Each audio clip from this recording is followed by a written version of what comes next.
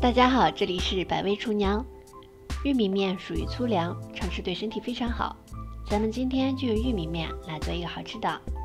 碗中加入100克的玉米面，然后加入1小勺白糖，再用开水去烫玉米面。开水烫过的玉米面吃起来更加细腻，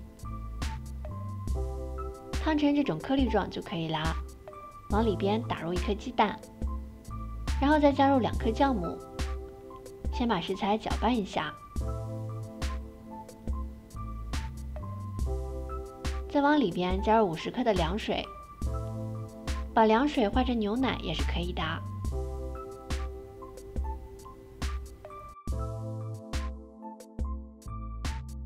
搅拌成这种糊状的时候，慢慢的往里边加入面粉，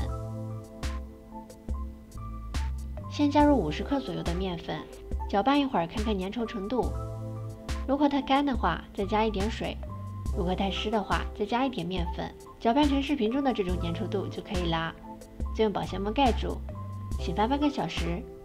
半个小时以后，面糊就发好啦，变成了这种非常密集的蜂窝状。用筷子稍微搅拌一下，排出里边的气体。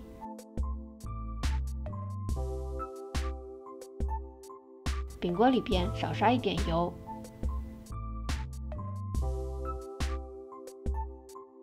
刷均匀以后，把面糊直接倒进来，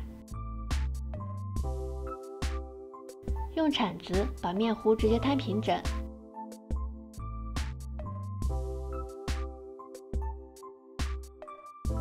再给表面撒上一点白芝麻，吃起来更香。盖住盖子，用上下火烙制3分钟。这会儿给它翻个面，再用上下火烙制3分钟。玉米面的饼子非常容易熟，用铲子按压，能够立即回弹，这会儿就可以出锅啦。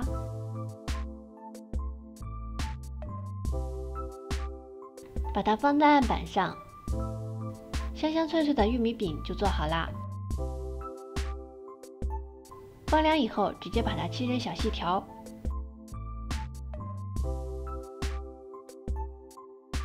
切好以后，再从中间切一刀。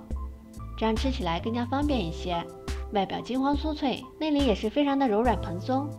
这样做出来的粗粮早餐，能够调节孩子的肠胃，促进消化。早上吃一点，对身体非常好。